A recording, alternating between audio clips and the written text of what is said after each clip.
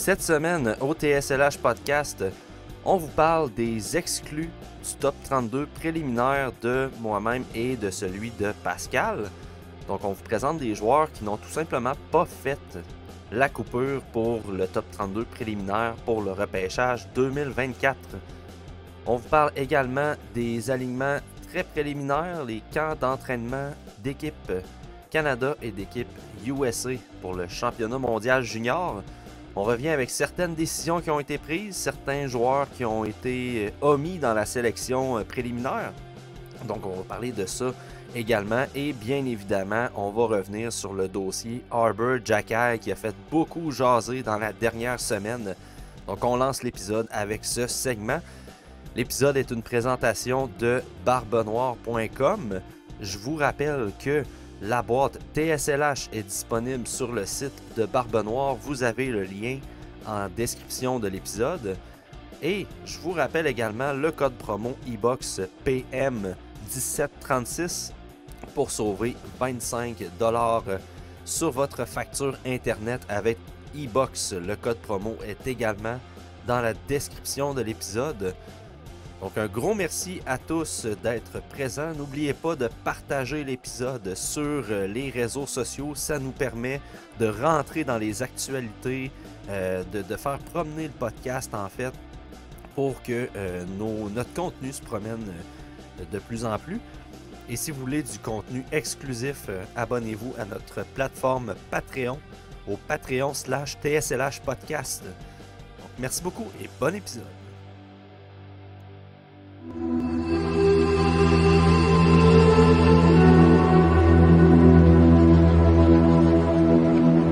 Présentation de toutsurlehockey.com.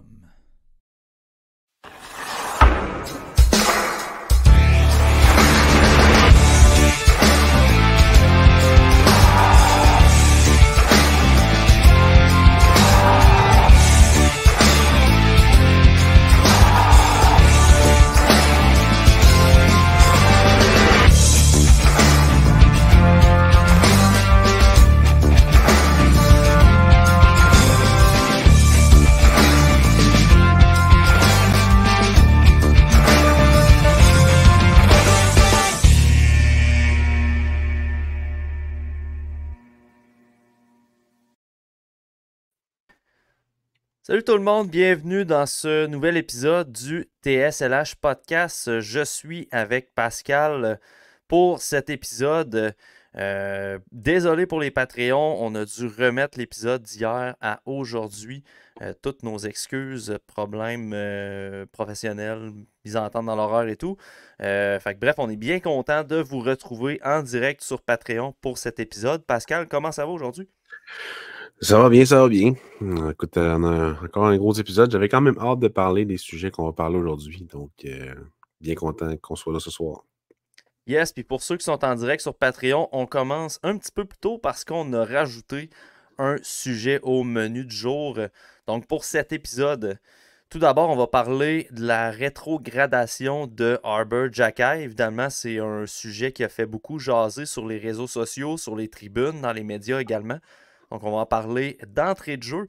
On va enchaîner ensuite avec nos analyses quand même assez rapides sur les annonces des alignements du Canada et des États-Unis pour le championnat mondial junior. Les alignements pour les camps sont connus. Les alignements complets ne sont pas connus encore. On va faire un épisode assurément sur le TSLH Podcast pour une fois que les alignements officiels vont être sortis. Et on va conclure avec les exclus du top 32 à Pascal et moi. Donc on va vous présenter quelques joueurs qui n'ont pas fait la cote pour le top 32 préliminaire. Épisode que vous pouvez trouver déjà sur les plateformes, que ce soit Patreon, Apple Podcasts, Spotify, YouTube et tout. Voilà, donc Pascal, grosse nouvelle du côté des Canadiens de Montréal cette semaine. Et pourtant, ça n'en est pas une si grosse que ça. Arber Xhekaj qui se retrouve chez le Rocket de Laval au retour de sa blessure. Je lance une question générale, mais comment vois-tu cette rétrogradation-là pour le défenseur du CH? Ben, je vois de bon oeil. Dans le fond, s'il n'était pas en santé, là, il se fait longtemps qu'il a joué. Va te refaire va te refaire les jambes dans la ligne américaine. Moi, c'est vraiment un bon oeil parce que dans la Ligue nationale de hockey, oui, il y a un rôle que personne d'autre est capable de jouer, c'est-à-dire avec le gars physique qui fait payer les autres, mais ça arrive sporadiquement. En défensive, il n'était pas tout le temps vraiment solide. Ça relance aussi. Surtout cette saison, l'année passée, ça allait quand même bien. Au niveau de l'offensive, ben, il y avait une place sur le deuxième power play. Ses tirs touchaient plus le filet. Il y avait plusieurs choses qui n'allaient pas super bien dans son jeu. Même s'il se donnait, il ne travaillait pas de la bonne façon. Fait que, là, il se blesse, il revient au jeu, va-t'en dans la ligne américaine, va travailler ton jeu défensif ou whatever, qu'est-ce qu'ils ont dit. Puis après ça, tu vas revenir. Je pense pas que ça va être 25 matchs en bas. Là. Je pense, c'est pas c'est pas un move papier qui dit une réhabilitation ou ben 10 matchs en bas pour en revenir après. Non, c'est juste va jouer quelques matchs puis tu vas revenir après, puis c'est tout. Là. Ouais, il y a eu beaucoup de réactions intenses par rapport à cette décision-là. Même qu'on remettait tout simplement cette décision-là en question rapidement avant même que Herbert Jacquet ait joué son premier match avec le Rocket de Laval. On pourra en reparler plus tard. Moi aussi, je vois cette rétrogradation-là comme du bon oeil, en fait. Je pense que dans une équipe, si Herbert Jacquet était arrivé dans une équipe moindrement mieux nantie en défensive, c'est le chemin qu'aurait emprunté Herbert Jacquet dès le départ, soit de passer par la Ligue américaine. Il a été blessé, il a des difficultés cette année, et conséquemment, Jayden Struble, Justin Barron, ça joue du bon hockey. Fait que tu peux pas nécessairement lancer le message à Jacquet que sa place est assurée dans l'alignement parce que tu jettes les gants, parce que tu amènes une dimension physique. Donc moi, je trouve que c'est un bon message quand même. C'est quoi le point commun de Struble et Barron? Ils ont passé par la Ligue américaine. C'est ça.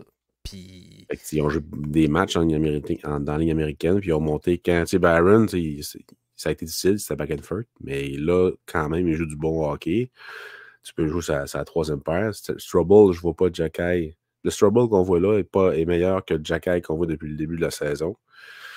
Je vois pas pourquoi on le descendrait dans... Oui, il peut pas se battre comme Jacquet le fait, même s'il est vraiment solide, mais dans la NCAA, il pouvait pas se battre littéralement. Donc, c'est sûr que ça ne serait pas son rôle avec les Canadiens de Montréal, mais c'est Jacquet, c'est juste qu'il faut qu'il passe par là. C'est encore un jeune qui a été rushé dans le national de hockey à cause d'un besoin. Même affaire avec Harris, mais Harris, je pense qu'il est quand même meilleur, mais utilisé un peu bizarrement, mais bref, ça, on pourra parler une autre fois. Là. Mais il y a juste du positif là-dedans. La réaction est incroyable, là, ce qui se passe en ce moment. Là. Les insultes qu'on voit, les gens, en fond, qui sont comme ben, c'est bien. Puis les gens qui sont comme ah! C'est le démon. Calmez-vous, là. Il va revenir. Inquiétez-vous pas. Là. Ça demeure un très bon joueur. C'est juste qu'il faut qu'il passe par là. C'est tout. Honnêtement, moi, je lancerais un message à tous et chacun.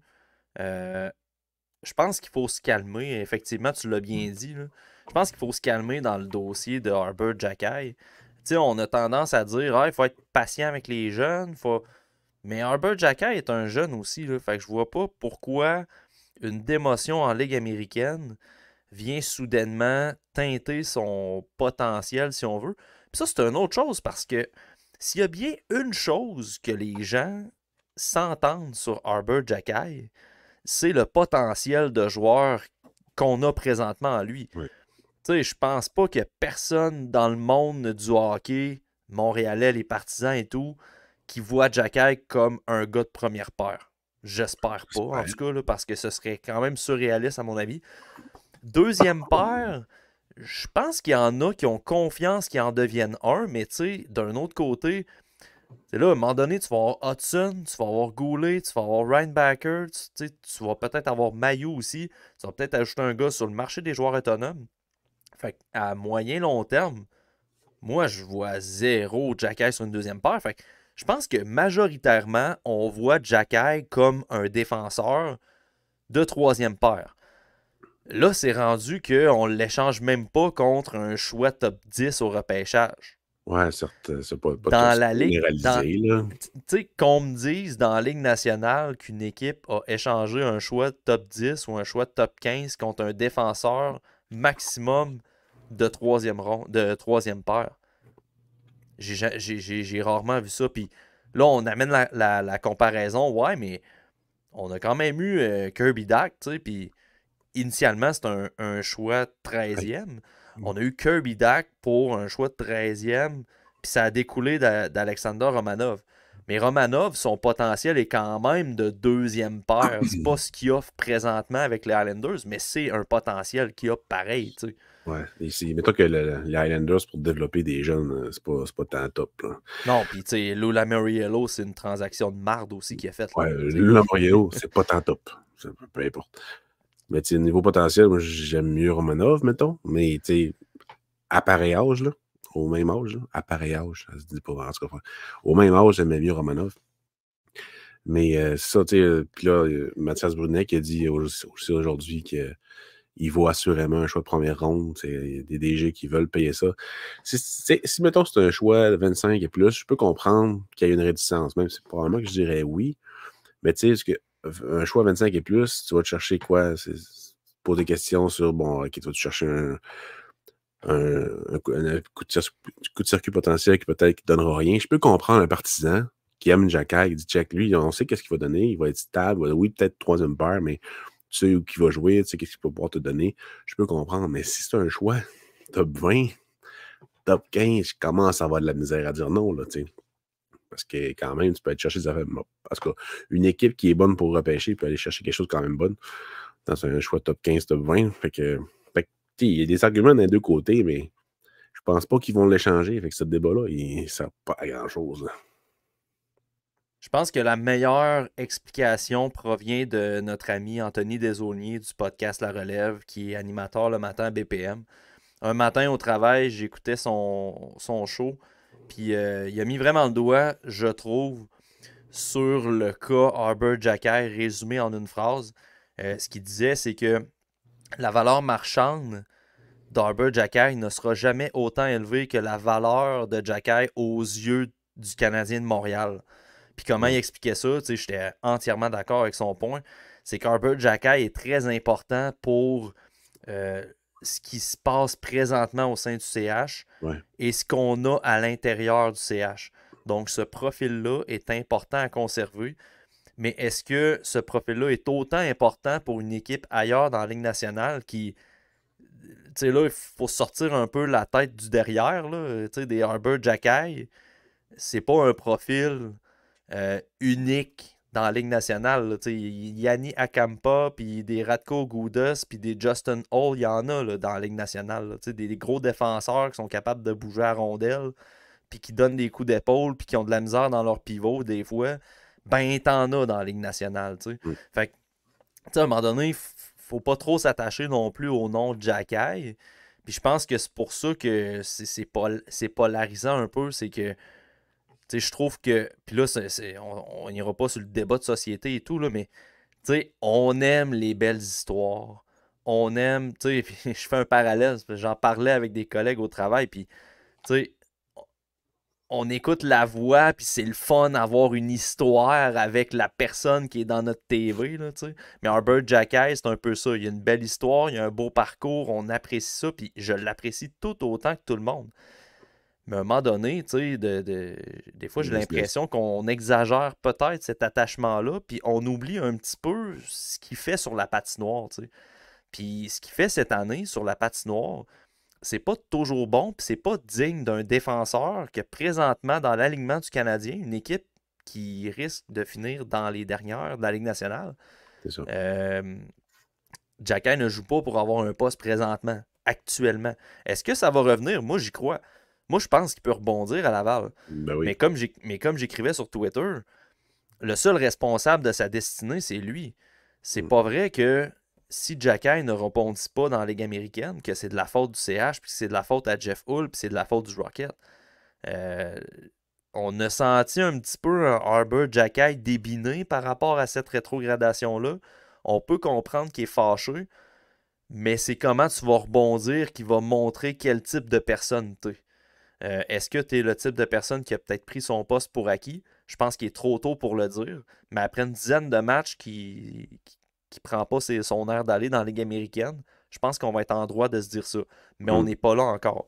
Fait que ça va être vraiment la responsabilité à Jacky de comment tu rebondis par rapport à ça. Puis ça peut juste être positif pour son développement aussi, parce que de l'adversité, à un moment donné, il faut que tu en connaisses dans ta carrière. Tu n'as pas le choix si tu veux t'améliorer. Ouais, tu sais, quand tu parles de valeur marchande puis tout, mais Romanov, sa valeur marchande avait dépassé sa valeur avec les Canadiens quand il s'est fait offrir un 13e choix. Jacky, ça pourrait arriver, ça aussi. Là. Je pense pas que ça va arriver. Mais l'année passée, il était indispensable pour le Canadien parce qu'on n'avait pas de body à mettre à gauche. Puis même à droite, qui jouait dans les deux bords. Cette année, ben là, il y en a des bodies. Fait que là, ses performances faisaient en sorte que il était un peu dispensable. Puis là, sa blessure nous a mis d'en face que Struble était peut-être prêt de jouer un rôle de 6-7e. Donc, pourquoi pas le ramener en bas pour juste checker, voir, OK, solidifie tout. Puis tout. Fait que, tu sais, tout ça, c'est positif. Je trouve tout, c'est positif. C'est juste un problème de profondeur. C'est un beau problème, enfin, de la profondeur en défensive chez Canadien Montréal, malgré les blessures. Tout, il y a du monde qui sont quand même prêts pour la Ligue, mais que il y a des choses qui font en sorte que on les envoie en bas. T'as Lorninder qui pourrit les estrades à Montréal. Personne n'en parle de lui. Pourtant, c'était le sujet du camp d'entraînement. Mais quand il est retourné à Laval, il joue comme la marde. Faut tout le temps attendre un petit peu. C'est dommage pour Lorninder. Ouais, c'est très dommage, mais d'un autre côté, il s'est pas donné les arguments pour avoir un poste lui non plus. Fait que, est-ce qu'on peut en venir à ce que Jacky soit un Pezzetta aussi, un 7e défenseur que tu embarques de temps en temps et tout? Parce que c'est souvent ça l'argument dans le cas de Jacky. On aime qu'il impose le respect, on lui a donné le surnom de shérif, il jette les gants. Il n'a pas perdu un combat dans la Ligue nationale encore. Il a renversé les meilleurs hommes forts de la Ligue. Fait que c'est un peu ça qui fait que le standing de ce joueur-là est élevé. Mais il ne faut pas oublier que la robustesse, ça va au-delà quand même des combats, là, en fait. Là. Je veux dire, si tu n'es pas capable de timer, parce que moi, j'ai l'impression là, que rapidement, il va se faire connaître dans la Ligue. Puis ces pivots qui sont en retard, les joueurs rapides dans la Ligue, ils vont tout le temps prendre son côté. Il y en a, là. Puis c'est déjà commencé. Là. Fait que, tu sais, si t'es pas capable de timer tes mises en échec, t'as beau être le plus gros, puis t'as beau être capable de jeter les gants, tu seras pas plus efficace dans ton jeu physique. Puis, tu sais, souvent, on va dire, Jacky, il impose le respect, puis les joueurs peuvent jouer en toute quiétude quand il est là. Ça n'a pas empêché Slavkovski de se faire geler, puis ça n'a pas empêché des joueurs de recevoir des coups de cochon non plus dans les matchs. Puis ça n'a pas empêché Bokonji Imama, qu'au premier match de Jacky dans la Ligue américaine, l'a challengé. Puis moi, j'ai trouvé que c'était une preuve de maturité de Jacky de ne pas jeter les gants. Ça, je salue ça à 100%. Ça lance un message ça lance un message que, tu sais, moi, je suis là pour venir travailler des choses, puis je vais jeter les gants quand ça va être nécessaire. Ouais, c'est ça, je vais jeter les dents. Mais c'est ça, fait tu sais, j'ai aimé ça. Mais reste que, tu sais, son premier match dans la Ligue américaine, il y a déjà du monde qui essayait de le tester. Fait que, tu sais, il fait-tu si peur que ça?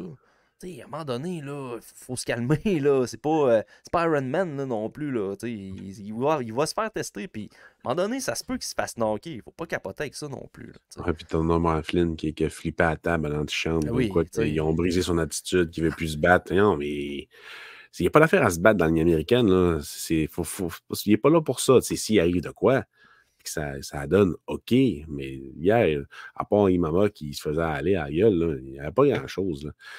Fait que, non, moi aussi, j'ai trouvé ça correct. Il n'y a pas eu un match incroyable. Mais là, c'est normal, il y a rien de blessure puis tout. C'est pas la fin du monde. De plus en plus, ça va aller, de plus en plus, ça va mieux aller. Mais c'est juste le parcours normal. Il faut juste qu'il reprenne ça. Question de Pierre-Luc sur Patreon. Merci Pierre-Luc d'être avec nous. Salut. C'est un classique. C'est une question qu'on voit souvent passer sur les réseaux sociaux. Le futur de Jacky passe-t-il à l'aile sur un 4e trio? Pascal, qu'est-ce que tu en penses? Non. Tu sais, ce qui est étonnant avec son style de jeu, c'est que perdre un défenseur pendant 5 minutes à cause d'une bagarre versus que l'autre équipe perd un gars de quatrième trio, ça fait chier. Fait que si Jacky était un ailier de quatrième trio, ça serait pas mal mieux. Mais c'est pas ça qui est. C'est un défenseur, ce gars-là. Puis de faire jouer à l'aile, je trouve vraiment pas que c'est une bonne idée. Au pire, joue à 7 défenseurs. Au pire, joue à 7 défenseurs. Puis fais jouer Norlinder. C'est une joke. Joue à 7 défenseurs. Personnellement, c'est comme ça que je le vois. Mais l'affaire, c'est qu'il faut que tu fasses ça juste pour t'assurer d'avoir 6 défenseurs en tout temps.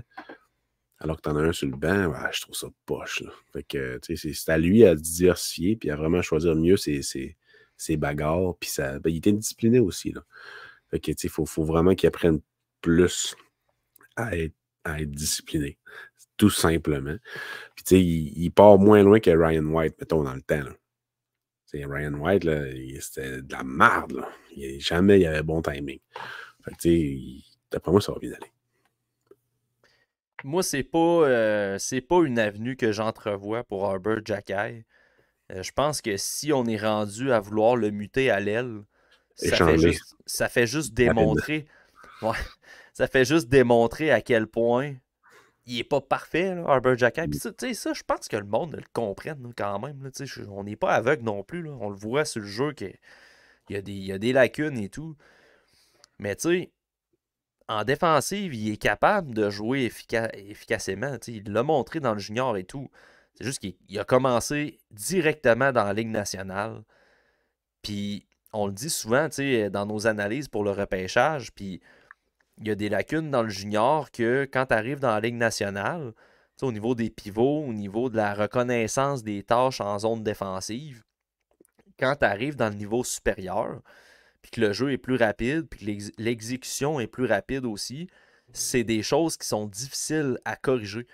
Puis Jacky, c'est exactement ça. Est-ce qu'il a été amené rapidement dans la Ligue nationale? Le contexte était favorable pour l'amener dans l'équipe, puis je peux le comprendre. Mais Jacky, c'est le cas typique du joueur capable de jouer dans la Ligue nationale, mais est-ce qu'il était nécessairement prêt pour y jouer? Je pense qu'il était là un peu par défaut parce qu'il n'y avait personne pour le pousser en dehors de cette chaise-là de sixième défenseur. Là, ben, Strobel pousse. Puis ça va pousser encore dans les prochaines années. Fait que c'est à Jacky d'améliorer ses lacunes, puis de devenir un défenseur efficace tout en gardant ses points positifs, parce qu'il y en a. Il y en a des points positifs, Jacky. Mais ses lacunes font en sorte que des fois, ses points positifs n'ont aucun impact sur le jeu. Dans le junior, c'est pas positif. C'était son tir touche le filet. Il était imposant dans sa zone. Il frappait fort. Pas tout le temps. C'est pas un gars qui va plaquer à nécessairement à chaque présence. Mais il y avait de l'attitude, puis du leadership, puis il amenait tout le monde vers l'avant. Tout le monde, quand il était sur la glace, il était tellement imposant que tout le monde, pas gagnait 3 pouces parce qu'il était le monde, il jouait plus gros. Non, c'est parce que tout le monde, il allait dans le même sens avec lui. Fait qu'il faut qu'il retrouve ça. Mais ça va prendre du temps. C'est des vétérans d'habitude. Pas des gars de 22 ans qui sont capables d'avoir cet effet-là sur une équipe de hockey. Mais là, le fait que le noyau aille autour de 22, 23, 24, 25 ans, mais ça va juste aider s'il reste avec l'équipe. Exact. Fait que tu sais, on voit des fois, c'est de mesurer les réactions. Ah, vous voulez échanger Jacky, vous êtes malade. C'est pas qu'on veut échanger Jacky. Honnêtement, moi je le garde le plus longtemps possible jusqu'à temps qu'il coûte trop cher pour ce qu'il peut rapporter. Mais, de spéculer sur sa valeur marchande, c'est pour alimenter les discussions uniquement. Ouais. On comprend ça, puis c'est normal, mais je pense pas que le CH veut l'échanger. Je pense au contraire qu'ils veulent encadrer ce joueur-là. Puis ça passait par la décision de l'envoyer au Rocket de Laval, personnellement. Exact. Son profil unique fait en sorte que tu veux pas l'échanger. Tu sais que son plafond n'est pas si haut, plus haut que là. Puis son plancher, mais là, il est quand même bas, mais ça ne prendra pas grand-chose pour que ça augmente et que ça stabilise. Donne-y 2 ans, puis il va jouer comme 6, 7, peut-être 5 si ça va bien. Mais il va commencer à avoir un manque de place. Là, mais je pourrais comprendre l'organisation de garder Jacky à la place de Harris, mettons. Ou à la place de d'autres qui s'en viennent. À cause de parce que le surplus de défenseurs va continuer, puis ça impacte non seulement Jacky, mais d'autres. Puis, effectivement, je pense que Jordan Harris, l'année passée, son jeu plaisait.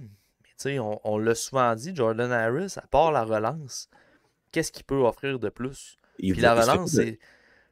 Il ne s'est pas donné beaucoup d'occasions en offensive. Ça me fait réellement chier. Ça. Il ne joue pas sur le power play. Jacka, il joue, alors que Harris est clairement un meilleur. Au niveau de la gestion de la rondelle, il est meilleur. Il y a certaines décisions de Saint-Louis, je me pose des questions. Mais s'il veut tester, mettons qu'il se donne 20 matchs pour tester des joueurs sur le power play, c'est sûrement que ça fonctionne comme ça avec une jeune équipe. Là. Tu te donnes un plan, je vais le tester là, puis lui, si ça ne fonctionne pas, on va tester l'autre, puis tout. Mais Harris, il me semble qu'à 3 contre 3, mettons, ça va super bien. Puis, en tout cas, j'ai quand même hâte de voir à long terme, Harris, c'est quoi leur plan. Là. Parce qu'au pire, il aurait pu commencer en bas. C'est ça, pareil. Honnêtement, je pense que Harris est capable de faire plus de choses positives sur la patinoire que Jacky. Mais parce que Jacky, ce qu'il fait de bien sur la patinoire, c'est unique. C'est ça. Le jeu physique, jeter les gants, imposer le respect, faire le ménage devant le filet, ben, ça fait en sorte que je vais garder Jacky avant Harris. Puis Harris a peut-être une... Je pense qu'Harris a peut-être une valeur similaire à Jacky sur le marché. Je sais pas si tu es d'accord avec ça. Similaire. Mais... s'il était en santé, peut-être que oui. Mais il se blesse tout le temps. Ouais. C'est ça qui est étonnant. Parce que moi, je pense pas que Jacky vaut un choix de première ronde. Mais on me tirera des je pense sincèrement qu'il vaut un choix de première ronde. Je pense sincèrement que si quelqu'un est capable de donner un 13e pour Romanov, quelqu'un va donner un choix de première ronde, peu importe le rang, pour Jacky. Pas mal sûr que ça, de ça. Parce que ce genre de joueur-là est surtout aussi jeune, là, est quand même recherché. Fait que je pense que c'est très possible. Surtout qu'il peut jouer à droite aussi. Je pense que c'est quand même quelque chose qui pourra arriver, mais que ça n'arrivera pas parce que pourquoi il abandonnerait tout de suite? On verra dans 2 ans, peut-être qu'ils vont avoir manqué de bateau, comme avec Anderson, mais pour optimiser la valeur, mais je pense que le jeu en vaut la chandelle d'avoir ce gars-là dans ton organisation, alors que ton équipe est jeune et a besoin de se faire protéger. Pierre-Luc nous écrit sur Patreon que Strobel vient de ramasser solidement la ferrière. Donc, constat final, plus besoin de Jacky. Ouais, Strobel. Il est quand même cool, Strobel. Je suis content. C'est le syndrome parfait du joueur pas qui stagne, mais qu'on a assez vu dans un niveau. Puis qu'une fois qu'il va plus haut, c'est comme, il est capable de jouer de la même façon. Puis ça fonctionne. Puis là, il monte encore de niveau, puis c'est la même chose. Comme, il était prêt à passer au niveau supérieur. Puis je suis content de son jeu dans la ligne américaine. Je suis content de son jeu dans la ligne nationale aussi. Vraiment content pour lui. S'il y avait 2 pouces de plus, ça serait malade, mais il est tellement athlétique, ça n'a aucun sens. Yes, c'est ce qui conclut notre petite analyse du dossier Jacky qui fait couler de l'encre beaucoup. Beaucoup de c'est polarisant un peu cette décision-là, le cas Jacky. Semblerait que ça soulève les passions, les joueurs de 3e, 4e trio et les défenseurs de 3e paire à Montréal. J'aimerais ça qu'on ait autant cet engouement-là pour espérer un joueur élite à Montréal, mais bon, c'est... on l'a, il y en a qui l'ont, mais ils se font ramasser à la plupart du temps. Fait que... on bascule vers le prochain championnat mondial junior qui va se tenir comme à l'habitude dans le temps des fêtes. Les États-Unis et Équipe Canada qui ont dévoilé les éléments qui vont faire partie des camps d'entraînement. Donc, les alignements ne sont pas officiels. La Suède a sorti son alignement officiel, mais je vais nous garder ça pour un prochain épisode. On va parler vraiment en long et en large, nos prédictions, nos analyses des équipes principales. Juste un petit mot par rapport à Vincent Rohrer et David Reinbacher, parce que ça a été discuté cette semaine. Vincent Rohrer ne sera pas au tournoi, ni David Reinbacher, mais pour des raisons différentes. L'Autriche joue en Division 1 cette année dans le tournoi parce qu'ils ont été relégués l'année passée. Donc, dans leur groupe, il y a le Kazakhstan, la France, le Japon, puis la Hongrie. Fait que c'est ça, là. C'est Division 1, mais c'est comme en dessous du tournoi principal. Vincent Rohrer a été blessé à la main, selon des informations en Autriche. Donc, l'absence de Rohrer au camp est expliquée par une blessure versus David Rennbacker qui, lui, a reçu une invitation au camp, comme l'expliquait Marco D'Amico sur Twitter. Par contre, a décidé de rester dans sa formation à Cloton Bonne pour décision. travailler, pour travailler, dans le fond, son hockey au niveau professionnel et non de... Tu sais, c'est péjoratif de dire ça, mais c'est quand même la réalité, là, d'aller jouer dans un calibre très, très, très, très, très, très, très inférieur à ce qu'il joue présentement au Mm. championnat mondial junior. Je pense qu'il n'y a rien à prouver contre des équipes comme la France et le Kazakhstan. Euh, Fait que je pense que c'est une bonne décision, honnêtement, mais tu sais, il a été invité au camp, là. C'est pas une question qu'il n'a pas été invité ou il est blessé ou quoi que ce soit. C'est vraiment une décision personnelle qu'il a pris. Puis Ouais. je suis entièrement d'accord avec cette décision-là. Moi aussi, je suis d'accord, puis désolé pour les Français qui nous écoutent. Mais il Ouais. n'y avait pas, il y avait pas d'affaire là. Tu sais. Pour vraiment son futur professionnel, c'est pas mal mieux qu'il joue en ce moment en Suisse contre dans une des bonnes équipes, une des bonnes ligues d'Europe pour un nouveau coach en plus. Donc, j'ai pas écouté ces matchs dernièrement. Il faudrait que je m'y mette parce qu'on a un game report à faire dessus. Mais il paraît que ça va pas tant bien. Tu sais, il est moins stable un peu que l'année passée. Tu sais, la blessure a probablement pas aidé. Là. Mais ça va bien aller pour Rainbacker. C'est juste que je pense que c'est la meilleure chose pour lui de vraiment jouer dans cette ligue-là. Puis, tu sais, c'est dans pas long, il va venir en Amérique du Nord. C'est probablement en mars qu'il va s'en venir en Amérique du Nord. Là. S'il perd un mois à jouer dans les camps puis dans ce tournoi-là, mais c'est un mois de moins qu'il peut jouer en Suisse. Là. Fait que non, je suis bien content de sa décision. Yes, fait qu'on va commencer par la formation des États-Unis qui ont surpris quand même avec les nominations pour les camps. Tout d'abord, quelques joueurs qui évoluent en Amérique du Nord, dans le fond, dans la CHL, en fait, qui n'ont pas été invités. On parle de Hunter Brustevich et de Quentin Musty. Carey Terrence qui joue, lui, à Erie, je crois, avec les Otters de Erie. Si en tout cas, il est dans la Ligue canadienne. Lui a été invité. Ma question, Pascal, est-ce que tu crois que Bruce Davis et Musty ont été la cible par équipe USA du traitement des joueurs de la CHL ou il y a d'autres raisons qui peuvent expliquer la mise de côté un peu de leur candidature pour le championnat mondial junior?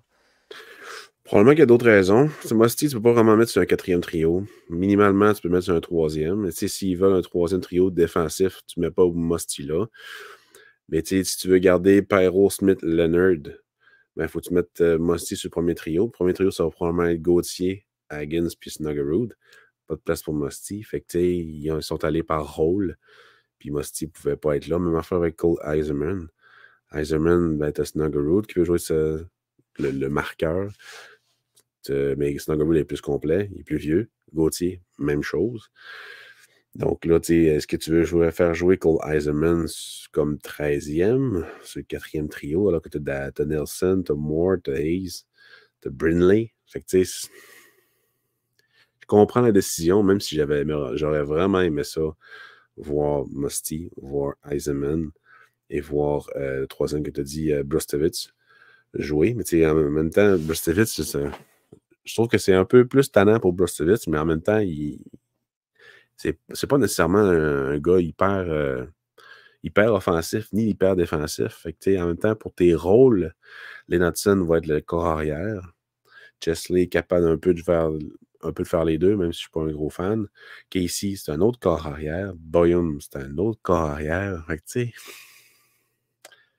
il n'y avait pas de place pour lui, puis je comprends les décisions. Puis j'espère que Zeev Boyum va faire l'équipe. Ça serait malade, parce qu'il est vraiment solide. Ouais, puis ça donnerait un échantillon supplémentaire pour le repêchage. Là, ça, c'est Yes. sûr qu'à chaque année, quand on voit des joueurs du repêchage annuel se présenter au championnat mondial junior, c'est un échantillon un peu bonbon pour nous parce que ça les met dans un contexte différent de la saison régulière. Fait que c'est plaisant pour ça.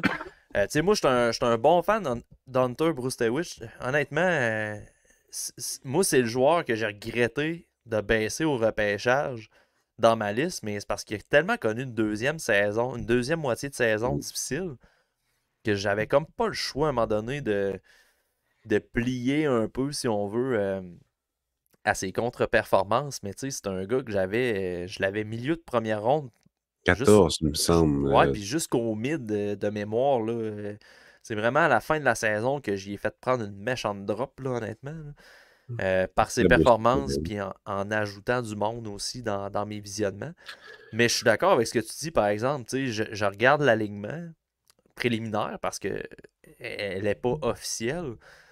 Mais tu sais, des gars comme Seamus Casey, clairement, ça va apporter la même chose à la patinoire. Fait Ouais, c'est que, ça. Puis il demeure, il joue dans un meilleur calibre, puis il domine. Fait que, tu sais, je peux comprendre qu'il priorise. Il y a quand même Charles Stramel aussi qui est pas là, mais tu sais, il connaît pas les 2 dernières saisons pour Stramel, c'est assez difficile. Puis il y a Charlie Stramel, qui d'ailleurs, je prends la balle au bon, mais a mais, été invité à ses 2 premières saisons hum, d'éligibilité. ouais. Puis il a même fait le club. Puis là, il est même pas dans le roster préliminaire. C'est quand même une Ouais, bonne drop pour l'espoir du Wild, pareil. j'aime mieux voir Nelson là et possiblement McWarty s'il revient. Puis même Brindley, j'aime mieux le voir là que de voir Stramel. Fait que moi, j'ai rien contre ça. Il y a Cam Lund aussi, Cameron Lund, qui aurait pu être là, qui ne l'est pas. C'est pas la fin du monde. C'est pas un. C'est un espoir avec un gros gabarit, mais qui est très sur la finesse. Donc, tant qu'à ça, tu prends Mosti. Mais, ça. Fait que, il y a tout le temps des décisions comme ça, mais c'est une équipe qui va. Ben, moi, je trouve que l'équipe est quand même bonne. C'est vraiment une équipe que j'aime bien. Puis devant le net, j'ai tellement hâte de voir. Parce que c'est mes deux goalers que j'avais en première ronde, Augustine, puis après ça, j'avais Fowler, tout Fowler. Et on adore tous les deux ces 2 gardiens-là. Là. Ça va vraiment être malade. Ça va être un beau tournoi pour les États-Unis. Moi, j'ai des points d'interrogation, là, c'est sûr. Tu sais, j'aime l'équipe parce que tu sais, on voit plusieurs produits du programme qu'on a adoré dans les dernières années à être réunis, tu sais, présentement dans l'équipe. Mais tu sais, un gars comme Rutger McGroarty a été blessé, est encore blessé d'ailleurs. Fait que tu sais, s'il revient au jeu, il n'y aura pas un volume de match très élevé avant le tournoi. Ensuite, tu as Frank Nazar qui a quand même manqué une saison complète. Fait que tu sais, je pense que de mémoire, ça va bien cette année quand même, Ça va sa quand même saison. correct avec Michigan, ouais. Tu sais, t'as un gars comme Isaac Howard qu'on a bien aimé au repêchage. Ben, en tout cas, toi, moins, je pense, dans ta liste, tu l'avais plus bas pas mal là, que nous autres. Fin de première, ouais. Ouais, c'est ça. Mais ça va pas bien là, depuis qu'il est dans NCAA. Là. Tu sais, il est pas le Isaac Howard qu'on a vu avec le programme. Hmm. Tu sais, ensuite, tu as un James Haggins qui pourrait faire l'équipe, qui est quand même très jeune aussi. Il Tu est sais, solide. il Il est est solide. solide, puis tu sais, ça va être un fabricant incroyable. Tu sais, j'aimerais tellement le voir avec Jimmy Snuggerud, honnêtement. Là. Puis Ouais. tu pourrais retrouver un peu, ben, tu le disais tantôt, tu sais, Iserman, la chaise qu'il pourrait prendre. Tu as déjà des gars comme, entre autres, Snuggerud. Fait que, tu sais, un sharpshooter comme Snuggerud avec un gars comme Haggins qui va aller chercher de l'espace à patinoire en possession de rondelles. Tu rajoutes Gauthier à ça, ça serait Oh, vraiment un oui. bon trio, je pense. Puis, tu sais, Will Smith, Gabe Perreault, tu sais, c'est ça. C'est tous des joueurs qu'on a vraiment aimés, mais C'est des joueurs qu'on a aimés, puis c'est des joueurs qu'on sait qui sont capables de performer sur la scène internationale. Tu sais. L'équipe de la Suède, on va en parler dans un autre épisode, mais l'équipe de la Suède, c'est pas une équipe, c'est pas des joueurs qui ont été super bons dans le fond, en tant qu'équipe sur la scène internationale au niveau des médailles. Fait que je sais pas, j'ai plus tendance à dire que les États-Unis vont être bons. je trouve que la défensive va peut-être être un petit peu le point faible, mais ce Ah, sera ben, à suivre. Ce sera à suivre. Mais c'est ça, là, j'en viens à ma prochaine question. Heureusement, si la défensive est faible, on se retrouve avec un excellent duo de gardiens avec les ouais. États-Unis. Trey Augustine et Jacob Fowler. On aura l'occasion de faire une analyse vraiment détaillée. Là, on en jase, il n'y a pas de trouble, mais on aura l'occasion d'en reparler dans les prochains épisodes. Mais je te pose une question rapidement. Est-ce que Jacob Fowler risque d'être le gardien numéro 1 des États-Unis pour ce tournoi-là? Ben, je pense qu'il va être. Je pense que ça va être lui qui. C'est difficile quand même parce que ça a toujours été Augustine. Toujours été Augustine qui a eu le poste numéro 1. Ben, poste, peu importe où, par rapport à Fowler. Fowler, il a fallu qu'il se batte. Puis là, il va se battre. Puis je pense qu'il va être capable d'être le gardien numéro 1. Est-ce que ça va être suite à une mauvaise performance d'Augustine ou bien c'est parce qu'ils vont le tester direct comme premier gardien de but en startant? J'espère que ça va être la deuxième façon. Mais si c'est la première, il va être capable. Tu le vois qu'il veut l'être. Il veut prouver à tout le monde que c'est lui le meilleur gardien. Puis le monde va comprendre pourquoi on l'aime, ce gardien-là. J'ai hâte de voir le monde connaître Jacob Fowler comme il faut, de le revoir avec leurs yeux dans le fond, parce que c'est un astiche de bon espoir devant le net. Augustine aussi, mais c'est ça. Faut juste pas s'emballer parce que Jacob Dobush aussi a dominé en NCAA, puis on voit ce que ça fait avec le Rocket. Là, mais ouais, mais là, tu sais. C'est un autre débat. Un gardien de 21 ans, 22 ans qui a une défensive de marde devant lui, puis aucune expérience comme deuxième. Pas sûr qu'il y en a beaucoup qui feraient des bonnes choses. Non, c'est ça. Moi, je pense que Augustine va commencer numéro 1 dans le tournoi. Là. Les États-Unis nous ont habitués avec. Conservateur. C'est ça. C'est une attitude conservateur. On le voit déjà dans la sélection préliminaire que tu as fait le programme, tu t'es développé dans le programme national de développement. Fait que on va aller te prendre avant d'autres. Augustine, c'est un peu ça. Je pense qu'il va starter numéro 1. Mais tu sais, Augustine, il a connu vraiment des mauvaises sorties, dont 2 contre Jacob Fowler, justement. Ouais. Fait que je pense que la corde, elle va être quand même raide. Je suis pas mal d'accord avec toi. Puis j'ai l'impression que le premier match éliminatoire, ça se peut qu'on va Fowler. J'espère. Parce qu'il est tellement gamer que pour vrai, puis tu sais, je dis pas qu'Augustine, il l'est pas. Mais de mémoire, Augustine, dans le tournoi l'année passée, il n'a pas été bon. Il n'a pas convaincu bien. En tout cas, moi, il me semble que j'avais noté des choses très négatives sur sa candidature. L'équipe a eu de la misère. Ouais, c'est ça. Mais tu sais, c'est parce que Fowler est capable de donner un momentum à une équipe plus faible aussi. T'sais. Fait que ça, c'est un attribut qui est intéressant, considérant aussi que la défensive sans ligne pourrait être un petit peu mid, là, à mon avis. Là, mais... Très, très offensive qui bouge en rondelle. Ouais. Il y a 3, Hudson, Casey, Boyum, et Renzel aussi. C'est 3 gars qui sont spécialistes dans faire bouger le jeu, faire progresser le jeu. Chesley aussi, puis défensivement, je ne l'ai pas revu depuis son année repêchage, mais défensivement, il est capable de faire des solides balls. Ouais, il est mieux. Je trouve mieux, dans le fond, qu'à son année repêchage. Là, il est pas mal plus stable qu'il était. Il est encore beige un peu en offensive, mais il suit bien le jeu. Là. Fait que c'est un bon espoir. Puis avec Hudson, c'est parfait. Team Canada. Pascal, on saute maintenant avec l'équipe canadienne qui a annoncé son alignement préliminaire, si on veut, pour le camp d'entraînement. Quelques surprises également. On a l'espoir des Canadiens, Owen Beck, que ça n'en est pas une surprise, honnêtement. J'entrevois quand même un bon rôle pour lui. Zach Benson, toujours pas dans l'alignement. On ne sait pas encore ce que les Sabres vont faire. J'imagine que dans le podcast qu'on va analyser tous les alignements, on sera plus fixé sur le cas de Zach Benson. Yes. Moi, il y a 3 joueurs que j'ai noté l'absence puis qui m'a quand même surpris. Je ne sais pas si on a les mêmes. Je ne sais pas si tu en as d'autres à ajouter. Carson Bjarnason, qui ne figure pas parmi les plans de Team Canada.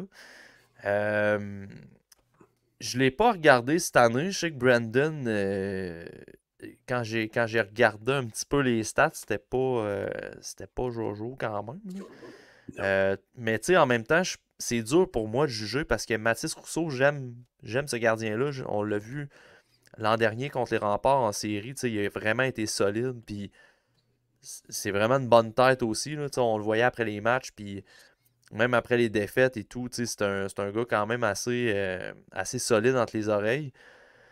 Puis Samuel Saint-Hilaire, je le connais moins. Puis Dominique Divancentis aussi, je le connais pas. Là. Fait que je peux pas vraiment m'avancer. Ouais, ça m'a quand même surpris que Bjarnason ne soit pas au moins au camp d'entraînement. Là, ça va sûrement être Ratzlaff le premier, j'imagine. Oui, c'est vrai, ce que j'ai oublié, parce qu'eux autres, ils n'ont pas fait de tableau, ils ont énuméré les noms sur l'article de la NHL que je regarde en même temps. Scott Ratzlaff, oui, il y a des bonnes chances que Ratzlaff soit premier, effectivement, là, pour cette année.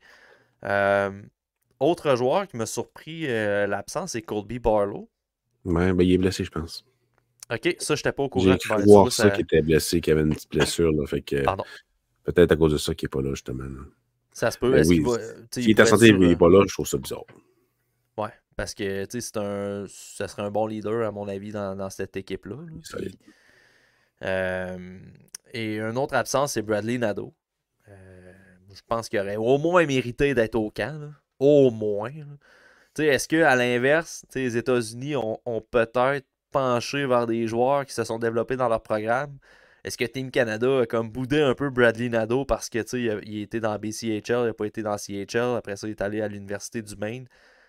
Nadeau a joué à l'international pour Team Canada pareil. Ouais. Fait que, on est au courant de son profil. Il a une bonne saison cette année aussi. J'aurais aimé ça le voir au moins au camp. Au moins. Ouais, il y a Pickering aussi qui aurait pu être là. Il y a Cagnoni, t'as Riley Height, t'as Cole Zimmer, Barlow que tu en as parlé, t'as Hunter Height, David Goyette. Mais Canonier, en même temps, tu sais, t'as des défenseurs qui bougent la rondelle comme Molendyk, Nelson à la limite, même si c'est pas un de nos favoris. Luno va être là. Fait que, tu sais, Cagnoni, moi, oui, il a une très bonne saison, mais dans son profil, c'est un peu comme Bruce Stewich avec les États-Unis. Tu sais, c'est comme un style qui a trop présentement dans les joueurs. Fait que, tu sais, moi, c'était pas un gars que j'aurais vu là.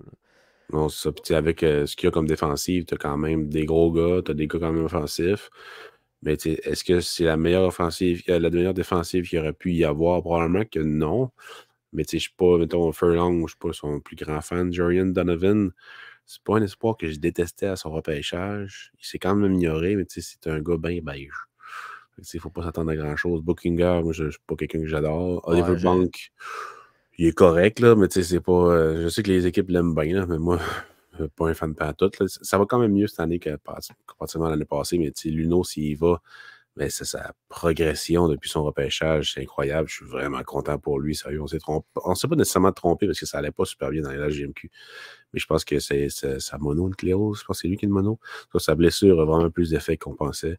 L'amoureux, s'il est pas blessé, c'est parfait. Matechuk, qui est bon. Molendyk aussi. Tu sais, il y a tout. Tu peux avoir des rôles là-dedans. Est-ce qu'ils vont y aller comme ça? On verra bien. Mais bon, c'est pas une équipe que je déteste non plus, le Canada. Le monde, ils ont l'air à trouver pas talentueuse. Mais moi, personnellement, je pense qu'elle va quand même compétitionner pour le top 3. Là. Je trouve qu'il y a tout. Là. Il y a des joueurs de centre bons dans les deux sens en Nate Danielson et Owen Beck. Je pense que c'est des gars qui vont faire l'équipe. Ben, Owen Beck, assurément. Danielson aussi, je suis pas mal sûr qu'il va faire l'équipe.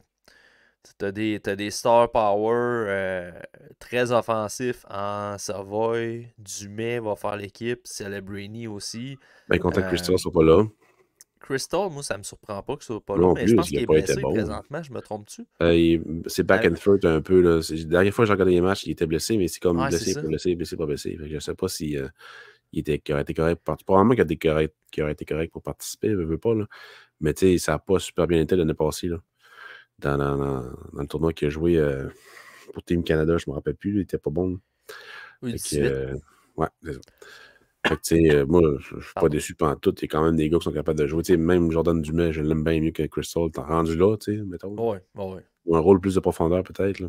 Dumais, il est bien correct là. T'as du grit un peu avec Fraser Minton, puis Denver Barkey et Easton Cowan. Lequel t'as dit déjà? Cowan, pour le grit. Ouais, Easton Cowan, ouais, c'est ça. Fait que, tu sais, t'as quand même un bon mélange de tout. Moi, je suis content de voir Carson Rakoff, honnêtement. Quelle saison à Kitchener. Je sais pas s'il va faire le club, mais tu sais, je trouve que sa candidature, en tout cas, personnellement, je suis content de le voir là. Dans les gars que je pense pas voir faire l'équipe, tu sais, les Paul Ledwinski, puis... un gars profondeur, Ledwinski. Hein, il y a un rôle précis pour lui. Là. Exact. Tu sais... Marcus Vidicek, je pense pas qu'il fasse le club, même s'il est bon sur 200 pieds. Tu as déjà des gars comme Braden Yeager, Danielson, Beck, qui jouent sur 200 pieds. Fait que, je pense que ça sera pas suffisant pour lui. Je vais voir si Celebrini va être sur le top 6. Ben, il va être plus loin dans l'alignement. Je pense qu'il est capable de jouer sur le top 6. Il joue quand même dans la NCAA, ce que pas gros monde capable de faire dans cet alignement-là. Fait que, ben, pas capable, mais il joue pas dans la NCAA. Fait que, non, c'est quand même assez diversifié. Je trouve que c'est complet. Mais j'espère qu'ils vont être capables de produire parce qu'il faut absolument qu'il y ait des gars offensifs. Puis qu'ils mettent d'avant un système de jeu offensif, ce qui n'a pas été nécessairement le cas dans les dernières années. Donc, à voir. On a souvent opté, tu sais, je parlais de Barlow tantôt, mais tu sais, on a souvent opté pour des joueurs comme bons dans l'ensemble, respectueux des systèmes, puis tu Mm. sais, capables de donner des coups d'épaule, puis tout. J'ai l'impression que cette année, on a peut-être penché un petit peu plus justement pour le upside, si on veut. Tu sais, peut-être moins aller chercher du safety player, mais plus genre aller dans le upside. Fait que j'ai hâte de voir ce que ça va donner, tu sais, parce que c'est ça, dans les dernières années, c'était tout le temps très global. L'équipe en général va être bonne. Puis là, je regarde l'alignement, puis tu sais, il y a beaucoup de joueurs individuellement qui sont capables de produire. Fait que ça va être de voir est-ce que la cohésion va fonctionner aussi ensemble, tu sais. Ça va être intéressant à suivre. C'est toujours un des défis, vu qu'ils ne participent pas aux Four Nations puis aux Five Nations.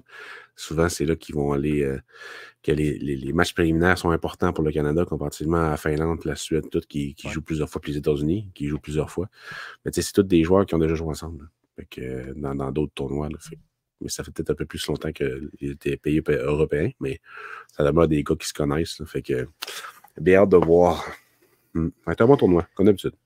Ça va être un bon tournoi. Ça va toujours être un bon tournoi. Ben oui, ben oui. Question de Cédric Lorrain sur Patreon. Salut, Merci Ced. Cédric pour ta question. Pensez-vous que Tanner Monandijk sera le meilleur défenseur du Canada cette année? Sa saison est assez incroyable cette année. Je penche vers Luno, mais oui, c'est un très bon candidat à être un bon défenseur offensif pour le Canada. Je pense que tu as raison de l'avoir dans tes candidats. Mais je pencherais plus vers Luno s'il joue pour le Canada. Ouais, style pour style, je pencherais aussi pour Luno, pour l'expérience professionnelle qu'il a. Puis c'est des styles qui peuvent se ressembler. Puis je pense que Luno, il a comme un petit edge aussi sur D'avoir les Monandijk deux aussi. ensemble, je n'aurai rien contre non plus. Ouais, exact. Exact.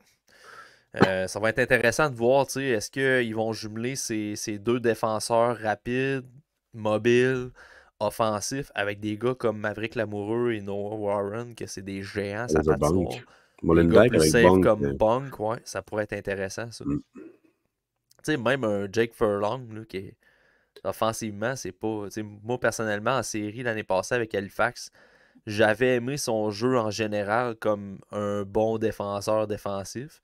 Tu sais, ça pourrait-tu être cette spécificité-là qui l'amène à venir compléter un défenseur à la Ty Nelson, Tristan Hulno ou Tanner Monandijk, je sais pas, mais ça pourrait être une candidature, mais tu sais, au final, si je vois un gars pas faire l'équipe, c'est bien Furlong, mais Ouais, ils il peuvent n'y a tout le temps nous pas. surprendre.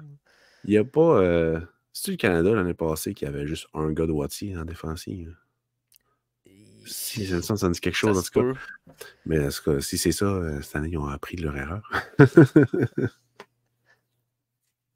Alright, on aura l'occasion assurément d'en reparler du championnat mondial junior parce qu'on va faire un épisode strictement là-dessus à l'approche du tournoi. On passe maintenant au dernier segment de l'épisode et c'est les exclus du top 32 préliminaire à moi et Pascal. On a des joueurs qui n'ont pas fait la cote, qu'on aurait aimé vous parler, mais qu'on se limite à un top 32 en début de saison. Tout comme au mid, mais à la fin de la saison, on y va avec des top 64, top 50 dans le guide. Mais on s'est dit que pour l'épisode, on allait peut-être vous présenter grosso modo les joueurs qui auraient pu s'y présenter, parler un peu de leur profil, pourquoi ils n'ont pas fait la cote et tout. Euh, Fait que Pascal, t'as-tu noté comme un nombre de joueurs précis ou Ben, moi, je suis un top 64, fait que c'est pas difficile de te parler ceux-là qui n'ont pas fait la cote. on va y aller avec 3-4, mettons. 3-4 chaque. 3-4 chaque, c'est bon. 3-4 Est-ce qu'on parle strictement de joueurs qui n'en ont pas parlé dans le top 32? Ouais, ça serait intéressant. Mon top 33, c'est Melvin Fernstrom, qu'on a déjà parlé dans le podcast. Je n'ai pas besoin nécessairement d'en parler, mais 34, c'est Michael Hage, peu importe, du style de Chicago. Je me rappelle pas si quelqu'un l'avait, il me semble pas que quelqu'un l'avait dans son top 32. Je pense pas. Mais un gars, J'aurais vraiment aimé le voir dans une équipe meilleure, en fait, parce qu'il est tout seul à Chicago, un peu comme Trevor Connolly. Il est tout seul, tout seul, tout seul, tout seul dans USHL avec son équipe, alors que le style de Chicago, généralement, est une bonne équipe. Fait que, il essaye trop d'en faire. Il essaye vraiment trop d'en faire. En possession de la rondelle, il mange la puck, il essaye la finesse, il dépasse. Il aurait tendance à. Il aurait préférence à déborder les joueurs alors qu'il essaie de les traverser en rentrée de zone. Fait qu'il perd la puck trop en périphérie alors qu'il devrait foncer au net. Il est capable de foncer au net. C'est pas un gars qui a un mauvais gabarit pendant tout. Il a toutes les skills, capable de jouer en défensive aussi, mais il est très soft. Je pense que c'est Seb qui l'a dit et c'est vraiment vrai. C'est un gars qui fuit le jeu physique. Puis en même temps, tu sais, quand tu es le seul joueur dans l'équipe qui a du talent, qui est capable de produire un peu, il faut que tu évites les blessures, il faut que tu évites le banc d'impunition pour engranger le plus de points possible. Tu sais, veux pas, il faut qu'ils pensent à ça aussi, les jeunes. Il faut qu'il y ait des points pour se faire sélectionner le plus haut possible ou se faire drafter, tout simplement. Fait que je pense que, est-ce qu'il y a un problème d'attitude pour qu'il est trop égoïste? Je ne penserais pas sérieusement, parce qu'il y a du talent. Il y en a plusieurs qui parlaient. Je pense que c'est Scott Wheeler qui parlait que s'il était dans une meilleure équipe, probablement que talentueux. Niveau talent, il serait top 10 à ce passage-là. Je suis pas d'accord avec lui, mais c'est un recruteur qui a dit ça.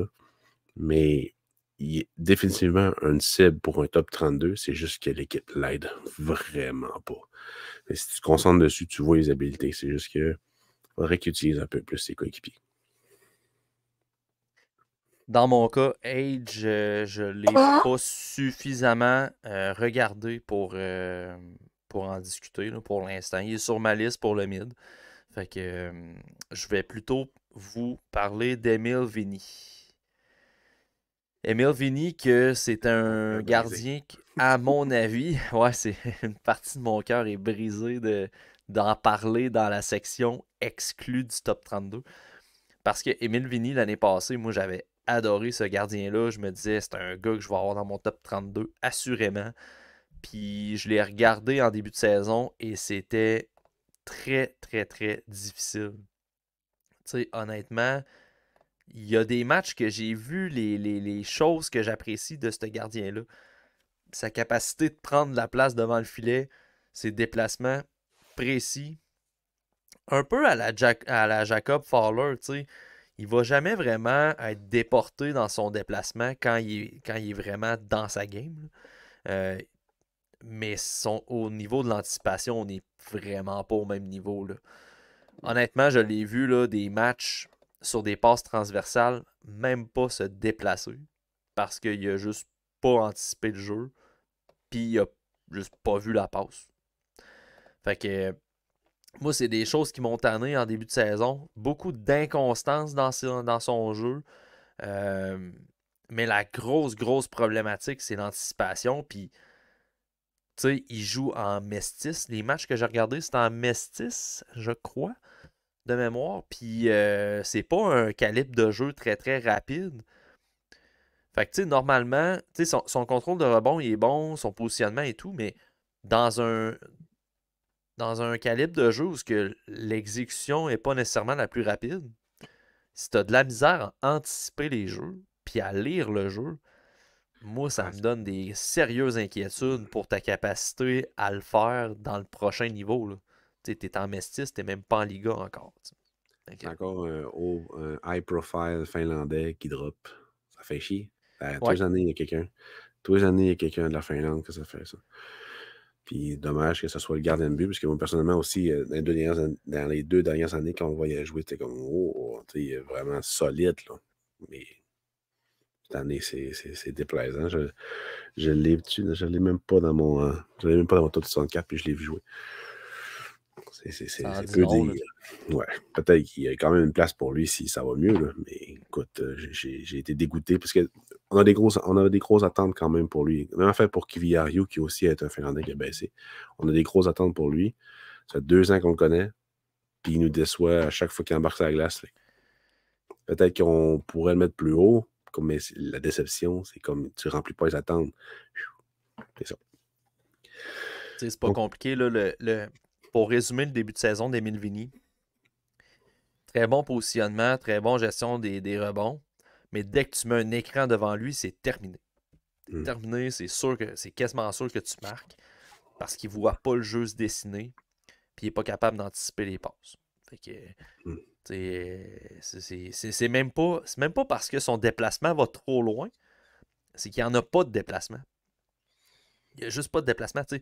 Mettons, là, j'essaie de vous imager là, un peu le tout, là, mais tu mets Vinny, mettons, il va suivre la rondelle, il va être devant le porteur, il va se mettre en papillon parce qu'il pense qu'il y a un lancer qui s'en vient, puis passe transversale, la POC est rentrée dans le filet, puis Vinny est en train de se lever la jambe soit pour faire le déplacement, ou soit il va se revirer à 180 pour essayer de lever le bâton un peu en désespoir pour essayer de faire de quoi.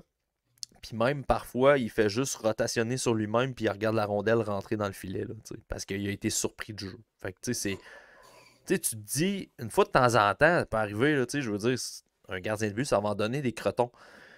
Quand ça fait 5 matchs que tu regardes pour ton classement préliminaire, puis qu'à tous les matchs, tu vois ça, ça devient un peu problématique. Fait que je veux pas abandonner dans son cas, parce que je pense que le potentiel il est là, mais présentement, là, il me le démontre vraiment pas. Ouais. Non, je trouve ça dommage aussi de le voir aller comme ça. 33, 34, 35. 35, j'aurais Liam Greentree. Je pense qu'il y a quelqu'un qui l'avait dans son top 32. Ouais, il y a Seb. Ouais, Seb qui l'avait dans son top 32. Je n'irai pas trop loin avec lui. Dans le fond, c'est un gars qui est vraiment efficace en offensive. Transport de rondelle, ça va pas super bien pour lui. C'est un attaquant. Je trouve vraiment qu'il y a de la misère en entrée de zone. C'est pour ça que je ne l'ai pas dans mon top 32. Mais en dehors de ça, il y a vraiment du potentiel. C'est peut-être un effet d'échantillon. Parce que j'ai eu 4 ou 5 matchs de lui. Fait que, ben, en tout cas, dans sa ligue. Là. Fait que peut-être qu'en augmentant le nombre de matchs, je verrai des meilleures séquences. Mais bref. Mais tout en dessous, j'ai Danford, le défenseur, numéro 77. J'adore ce défenseur-là. J'ai eu de la misère à le descendre en dehors de mon top 32 parce que je le trouve vraiment solide. Puis je pense qu'il va. Son profil de la Ligue nationale de hockey, j'ai pas de misère à le projeter là. Est-ce que ça va être un top 4 ou un top 6? Probablement plus un top 6, mais il est bon dans tout. Il s'active vraiment rapidement. Il identifie bien les moments pour attaquer, pour appuyer l'offensive. Il a une bonne première passe. Ça y arrive d'être physique, mais quand il l'est, généralement, il perd un peu la cadence. Donc ça, il faut falloir qu'il s'améliore là-dessus. Dans le fond, il perd un peu sa stabilité parce qu'il sort un peu du jeu. Mais tu vois que c'est pas maîtrisé, mettons. Là. Mais tu sais, c'est un excellent joueur de hockey, un excellent défenseur. Gabarit est correct aussi. En offensive, il bouge vraiment bien le long de la bleue. Pas le plus, mettons, trompeur, mais quand même capable de faire bouger les boîtes défensives. Fait que j'ai comme des rottes. J'essaie de les cacher. Donc, gardez ça dans la tête. D'après moi, il y a une bonne chance qu'il soit dans mon top 32 au mid si ça continue comme ça. Parce qu'il est dans une très bonne. Dans une équipe, le fun à regarder aussi. Fait que gardez-le à l'œil. Ouais, Danford, je l'ai. Moi, j'ai pas classé personne en dehors du top 32 pour l'instant, mais je l'ai quand même proche de mon top 32 aussi. Là, je trouve que niveau efficacité puis l'utilisation de sa portée également, c'est vraiment quelque Ouais. chose qui le démarque. Là. Il utilise bien son gabarit en protection de rondelle pour s'évader, puis aussi pour contrer l'adversaire avec son bâton. Il est vraiment solide. Là, ouais. T'as pas de misère à penser que ce gars-là va jouer pro. Là. Vraiment pas. Exact. C'est peut-être le plafond qui va être quelque chose à surveiller, le plafond offensif, plafond de potentiel et tout, mais c'est un peu ça pour tous les espoirs. Mais comme lui, c'est difficile d'y trouver des lacunes dans son jeu. C'est un défenseur que globalement joue très bien, mais jusqu'à quel point on peut l'amener et le projeter dans le Comme national Owen en Beck, jouant bien mettons. comme ça. Comme Owen Beck Ouais, à l'offensive, mettons, là, Owen Beck, il avait une qualité élite, c'est-à-dire les mises en jeu. Là. Lui, il n'en a peut-être pas. Là. Mais Owen Beck, c'est pas difficile de le mettre dans le national de hockey à cet âge-là. En tout cas, c'était pas difficile. Là. Lui, c'est pas difficile non plus, mais à quel point il va pouvoir aller haut dans l'alignement, c'est là qu'il faut qu'on se rajoute des années d'observation pour. exact. Moi, pour ma part, je vais vous parler d'Andrei Koch. C'est un gars que j'ai bien aimé, honnêtement, au Linka. Il est pas assez proche de faire mon top 32, mais à chaque fois que je construisais ma liste, si on veut, il y a toujours des joueurs qui passaient par-dessus lui. Là. Euh, Moi, j'aime beaucoup sa façon d'amener la rondelle en dehors du trafic. Souvent, en protection de rondelle, il va. Pas qu'il va aller s'isoler, mais il va sortir de la pression, puis il va vraiment aller aux bons endroits pour se ressaisir, puis construire le jeu par après. Tu sais, des fois, tu as des joueurs que ils vont très bien s'évader de la pression avec leur mobilité, avec leurs mains, avec leur vision de jeu, mais ils vont se retrouver quand même dans les entonnoirs. Ouais. Koch, c'est pas ça. Je trouve qu'il a une belle lecture du jeu. Il est capable de se replier sur lui-même pour justement refiler la rondelle à ses coéquipiers. Euh, fait que j'aime bien ce style de jeu-là. Je trouve que défensivement, il applique une bonne pression aussi. Tu sais, il est quand même tannant avec son travail au bâton. Ouais, ouais, C'est c'est vraiment. un gars nord-américain. Tu sais, c'est Ouais, vraiment. c'est ça. C'est un C'est un. Européen vraiment nord-américain. Ouais, il travaille très bien sans la rondelle. Puis la seule chose, c'est qu'il est frêle, là. Il est tellement frêle. Puis, tu sais, ça ne l'avantage pas dans les batailles pour la rondelle. Puis ça ne l'avantage pas non plus au niveau de son tir. Là. Honnêtement, là, son tir il est zéro puissant. Là, il Puis n'y a pas de puissance. c'est ça, il y a de la misère à se démarquer à ce niveau-là. Fait que tu sais, rendu là à quel point tu peux, pour l'instant, tu peux projeter ce joueur-là comme étant un top 32 parce que des joueurs qui protègent la rondelle puis qui construisent des jeux en périphérie, exemple, t'en as énormément à chaque Ouais. repêchage. Fait que tu sais, c'est de trouver une qualité qui va faire que ce gars-là dans la Ligue nationale va se développer. Fait que tu sais, c'est difficile pour l'instant, c'est pour ça qu'il n'a pas fait la cote là, pour l'instant. Je l'ai 15e en deuxième ronde. Puis, tu sais, moi, j'apprécie beaucoup l'athlétisme de ce gars-là. Ouais, il est très Le dynamique avec la potentiel, rondelle. Là. ouais, le potentiel de développement. Comme tu dis, il est vraiment frêle. Gabarit et grandeur, ça va quand même bien. Son style aussi, nord-américain, protection de rondelle est là. Il manque juste de force. Fait que, tu sais, s'il se développe physiquement, ce qui va arriver dans les prochaines années, mais sky is the limit pour lui. Mais je pense pas qu'il ait la vision du jeu, mettons, pour être sur un top 6 et tout, mais est-ce qu'il pourrait être un meilleur Luke Tuck que Luke Tuck en ce moment? Oui. Fort probablement. Mais il faut qu'il se développe. Luke Tuck, physiquement parlant, à 18 ans, il était pas mal mieux que lui. Mais il n'est pas amélioré pantoute. Fait que lui, le potentiel, c'est juste pour vous donner une image, là, le potentiel de développement physique de lui est vraiment plus intéressant parce qu'il n'est pas pantoute développé. T'sais. On verra bien, là, mais je suis comme toi un peu, j'apprécie beaucoup ce style de joueur-là, puis son nom, évidemment, qui est vraiment cool. Il va avoir 18 ans en mars, puis il mesure 6 pieds déjà, mais pèse 147 livres. Ouais. Fait que ça vient, ça vient un peu mettre des chiffres sur ce qu'on dit, c'est que la grandeur a déjà été... il est allé chercher sa grandeur. Je pense pas qu'il prenne 4 pouces dans les prochaines années. Il reste juste à ajouter un peu de muscle à sa charpente. C'est Owenbeck, il est 6 pieds, mais il est 190 livres. Il rajoute 45 livres à ce gars-là, avec l'attitude, la façon qu'il a de jouer.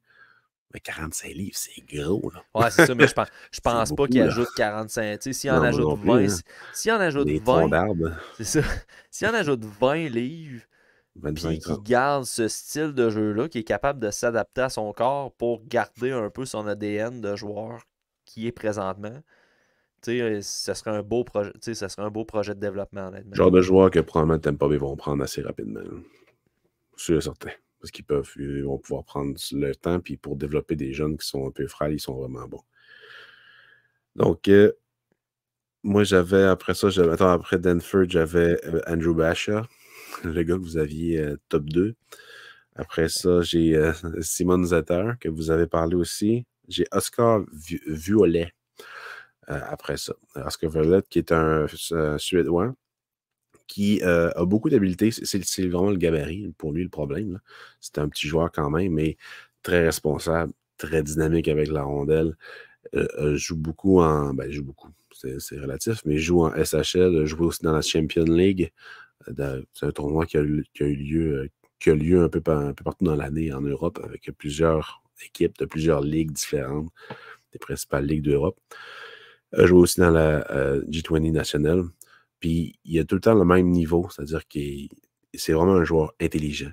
Mais c'est un joueur qui a un profil qu'on voit toutes les années, partout. C'est ce que lui, il a fait qu'il y a de plus, c'est qu'il joue dans la SHL. puis qui a quand même un bon niveau.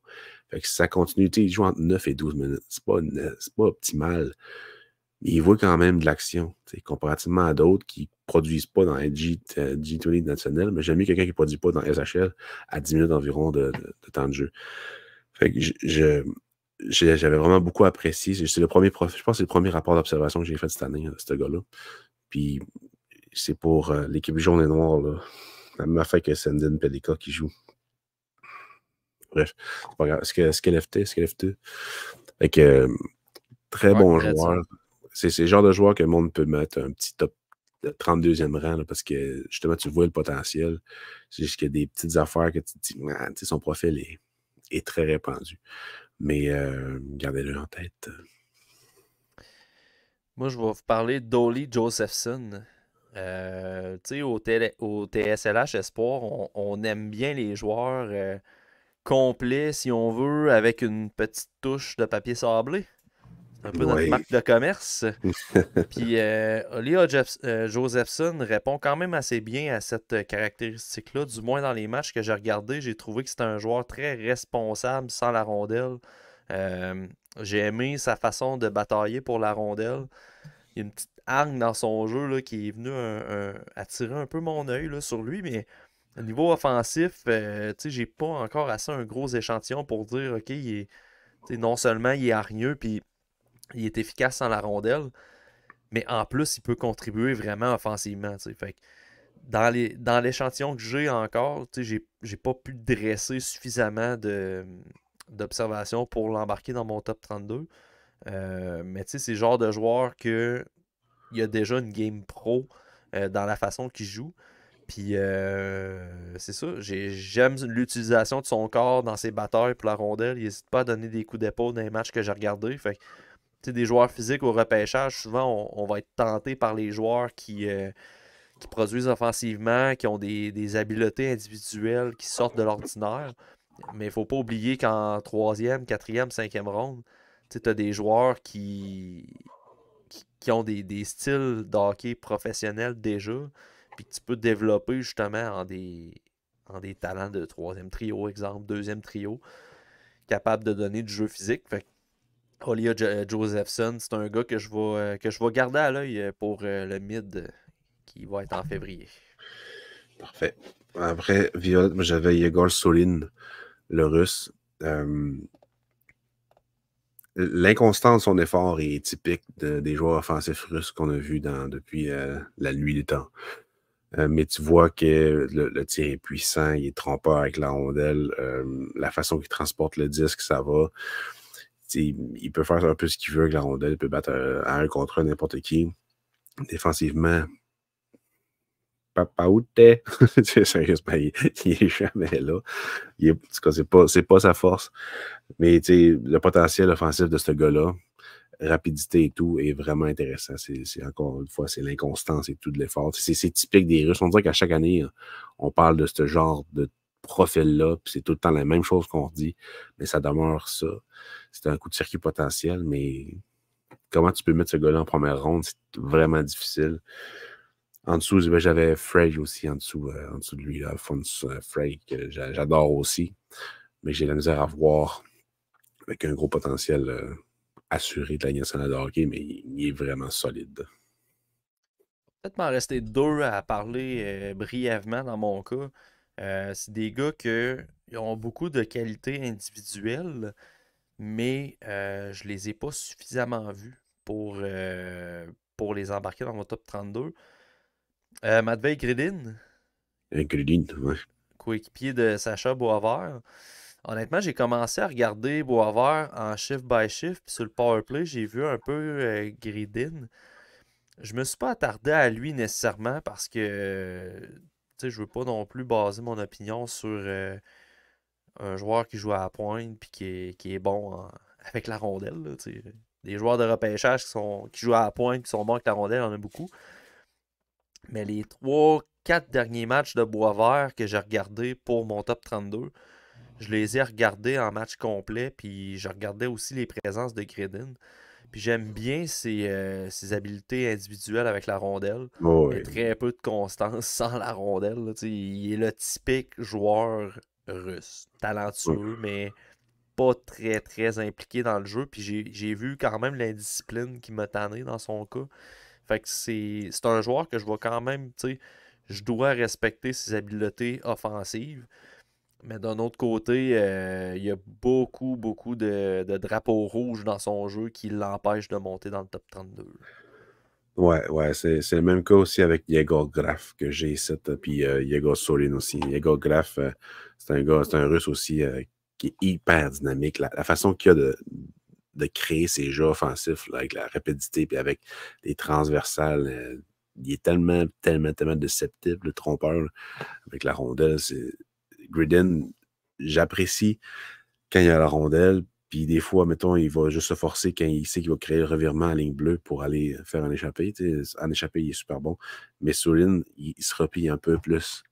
Il se bat un peu plus, même s'il n'y a pas nécessairement le gabarit. Je trouve qu'il est un peu plus combatif, mais la constance n'est pas là non plus. C'est pour ça qu'il n'est pas en première ronde. Mais ça en est un que dans les premiers matchs que j'ai regardés, c'est comme c'est sûr qu'il est dans mon top 32.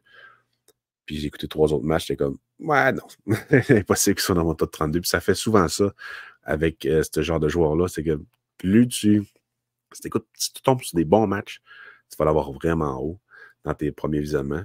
Là, tu leur écoutes, c'est comme, ah, voyons, c'est pas le même joueur, on dirait. On dirait que je me suis trompé de numéro. Mais non, c'est le même. C'est comme, oh, c'est déplaisant. Fait que faut vraiment que tu la regardes sur toute une saison. Perry Valov, c'était Ouais. la même chose dans les dernières années. Après ça, Chiblikov aussi. Il faut vraiment, vraiment faire attention. De l'inconstance de match en match, mais aussi de présence en présence. Fait que tu sais, Ouais, ouais, c'est ça. c'est ça, c'est tannant, Un c'est tannant un petit peu. chihuahua. Exactement ça. As-tu un autre petit joueur à nous parler, Pascal? Ah, j'en aurais plein. Mais on vient d'en parler on peut parler de Linder aussi, le gardien de but de Mississauga. Je pense qu'on va se garder pour le mid parce que je suis pas mal sûr qu'il va monter dans nos listes. Ouais, Mais j'ai vu je que l'ai vu aujourd'hui. Hein. J'ai vu 2 matchs aujourd'hui. Puis il est bon. j'avais. Tu sais, on a vu que Elite Prospect l'a quand même haut, là, Ryan Linders, le gardien de Ouais. but. Puis, tu sais, j'ai porté attention quand j'ai regardé. C'était avec Mississauga qui joue Ouais. de mémoire. Puis, tu sais, j'ai porté attention, mais j'ai pas pogné des bons matchs, là, honnêtement. Il va falloir que je le revoie, là, parce que pour moi, c'était pas un top 32 material Check comment il est bon. Là. dans Check les ça. matchs. Ouais. Mais moi, je vais en sortir un petit dernier là, qui m'a Allez, beaucoup vas-y. plu pendant le Linka. Puis malheureusement, je ne l'ai pas re-regardé dans. Lui, il joue dans les prep school, je crois. Il joue à Chat. Là, je m'avance vite parce que j'ai pas checké mes notes, là, mais je pense Shattuck. qu'il joue à Shattuck. Aiden Park. Oui. Ah, ouais, Moi, c'est vraiment, ça me fait royalement chier qu'on puisse pas regarder ces ça matchs-là. sa plateforme, on n'a pas les matchs de cette ligue-là. Ouais. Va vraiment falloir que je m'organise pour en avoir. Là. Je vais regarder en hockey ou peu Il y a importe. Là, lui. mais C'est quel autre joueur aussi? Zellers. ouais, c'est ça. Will Zellers, que lui, tu sais, j'avais aimé Il est petit. j'avais aimé les habiletés, mais je trouvais qu'il était tellement propice à se faire tuer sa patinoire. Là. La tête Oh. passe, puis beaucoup de risques avec la rondelle. Les trajectoires d'attaque qu'il prenait, c'était très risqué. Fait que il m'avait moins plu un peu, mais Hayden Park, je voulais vraiment le revoir. Fait que j'ai été déçu de voir qu'on n'avait pas de match sur Sports Contract, mais je pense qu'on peut faire des demandes quand même auprès d'eux là, pour qu'ils nous fournissent des matchs. Fait que... Mais bref, c'est un joueur très offensif, puis très dynamique aussi. Puis moi, dans sa Sérieux. zone, j'aimais beaucoup son travail. Fait que, tu sais, généralement, je l'ai trouvé très intéressant comme prospect au Linka. Euh, tu sais, lui puis Trevor Conley, je trouvais que c'était pas mal les deux meilleurs joueurs des États-Unis. Fait que, tu sais, c'est un joueur que, avoir revu avant le prélim, je pense que j'aurais mis top 32. Fait que, je vais devoir faire mes devoirs pour le mid, mais surveiller ce petit nom-là, Hayden Park, c'est un gars des prep school, puis je pense que justement parce que ces matchs sont peut-être moins accessibles, on va peut-être en entendre moins parler, mais Ben, c'est le cas de la CHL aussi, tu sais. Sur la plateforme qu'on a, tu sais, ça ne nous dérange pas, je pense pas que ça dérange qu'on en parle. On n'a pas la CHL, mais on est abonné à CHL TV. ouais, On exact. écoute les matchs au complet, fait que c'est plus long, regarder des matchs, puis c'est bien correct. Mais c'est pas pour rien que la plupart des plateformes de scouting, on ne parle pas nécessairement beaucoup de la CHL, on parle plus des Européens de phénomène. C'est parce qu'il faut qu'ils écoutent les matchs complets. C'est plus long. C'est normal, quand même. On n'a pas toutes 40 heures à mettre là-dessus par semaine de 8 à 4. Fait que. Ouais. Puis Instat a tellement monté de prix qu'il y a beaucoup d'organes de scouting qui ont délaissé Instat pour Sports Contract. Ouais. Qu'on remercie d'ailleurs. Ils ont décidé de faire un partenariat avec nous. Puis ça nous permet justement d'avoir accès au match. Puis la CHL, c'est juste une question de droit de diffusion. Fait que c'est totalement Toujours normal. plus tough avec la CHL. Exact, mais tu sais, au moins, on a accès quand même à CHL TV. Fait on maximise nos visionnements en prenant des matchs qui impliquent plusieurs espoirs. Puis en match complet, c'est tout aussi efficace de regarder les espoirs. Exactement. Mais, si tu écoutes 60 minutes d'un espoir, mettons, un match qui te prend 3 heures à écouter puis que tu n'as qu'un espoir, faut que tu skippes, là. Mais si tu es capable de faire minimum 3 espoirs, parce que généralement, un shift by shift, c'est 20 minutes. OK? C'est 20 minutes, puis tu regardes tous les présents d'un joueur. C'est pas à toi que je parle, Matt, là, c'est aux auditeurs. Là. Aux auditeurs. Fait que si tu regardes 3 joueurs, que généralement c'est 20 minutes, dans un match à 2 équipes, ben, tu rentres dans ton visionnement. Exact, mais tu sais, pour revenir à Hayden Park, puis je vais closer là-dessus parce qu'assurément que je vais en reparler au mid ou je ferai un profil ou rapport d'observation. Je pense que c'est un joueur qui mérite qu'on en parle un petit peu assurément. plus. Il va avoir 18 ans en janvier, 6 pieds 185 livres. Présentement, je regarde sur Elite Prospect, il n'y a personne qui l'a ranké officiellement. Et puis, c'est sa 2e saison à Shattuck. A joué 4 matchs l'année passée avec Green Bay dans USHL. 3 matchs de playoff. Mais cette année, de retour au Prep School, 42 points en 25 matchs. L'année passée, 82 points en 53 matchs, puis avec 38 buts. Shattuck, il faut expliquer, c'est genre l'équipe de cette ligue-là, puis les gars qui produisent. Si tu ne fais pas 2 points par match, il y a un problème. Exact. Tu vois, dans cette équipe-là, 3 joueurs qui se sont vraiment beaucoup démarqués au Linka. Et j'ai nommé William Zellers à 48 points, Hayden Park à 42, puis Riker Lee à 40. C'était pas mal 3 gars qui s'étaient démarqués pas pire au Linka. Fait que voilà, Hayden Park, moi je pense que autant que Zellers produit légèrement plus, avec 2 points de plus, autant que je pense que le profil de Park est plus intéressant que... oui, de loin. De loin, il est plus efficace partout sur la glace que Zellers, qui était surtout bon en offensive. Puis Zellers, je me souviens, il est genre 5-7 ou 5-8. Là. Non, c'est ça. Fait que, et il joue très risqué pour se faire tuer. Ouais, c'est ça. Fait que, au moins, il est petit. On va closer, Pascal, avec une dernière petite question au niveau des exclus du top 32. On a Taze qui nous demande on a où Alexandre Blais? Et je vais compléter la question avec Cédric qui nous avait posé une 2e question sur le Patreon. Raoul Boilard, Justin Poirier et Thomas Lavoie ont-ils été considérés pour votre top 32? Fait qu'on close avec la LHJMQ. Alexandre Blais, je crois que tu as pu l'observer à quelques occasions cette année en allant au Sags. Oui, en allant au Sags, je l'ai vu, puis j'ai aussi regardé des matchs sur CHL TV, dans le fond, pour le voir. Et il n'a pas fait la cote parce qu'il était, au début de l'année, mettons, c'est un gars unidimensionnel, mais pas tant. Il y a quand même l'énergie, il y a quand même un bon... une bonne drive dans le trafic et tout, là, mais c'est ses choix de tir des fois que j'aimais pas tant, mais il a vraiment un bon tir. Peut-être pas au niveau de Justin Poirier, mais je l'aime plus que Justin Poirier. Il produit puis il aide, il rend ses coéquipiers vraiment meilleurs, alors que Poirier, ses coéquipiers, il rend meilleurs. Fait que j'adore son profil. C'est plus un gars que j'aurais en 3e ronde, hors top 64. Mais s'il continue sur sa lancée, parce qu'il a vraiment explosé dernièrement, ça se pourrait très bien qu'il se rende fin top 64. Son gabarit n'aide pas, mais ça demeure un gars qui est efficace. Boilard, pour l'instant, il n'est pas dans mon top. Un profil que j'aime bien, parce que c'est un gars qui est bon partout, mais c'est vraiment la progression qui est intéressante pour lui. C'est plus un gars qu'au mid, probablement, qu'on va avoir un peu plus haut, parce que pour le début de la saison, il n'était pas constant dans son efficacité sur 200 pieds. Oui, il était physique, mais pas tout, il était souvent en retard. Le positionnement était quand même bon, mais souvent, il perdait le fil, que ça tourne longtemps. Il arrivait en retard.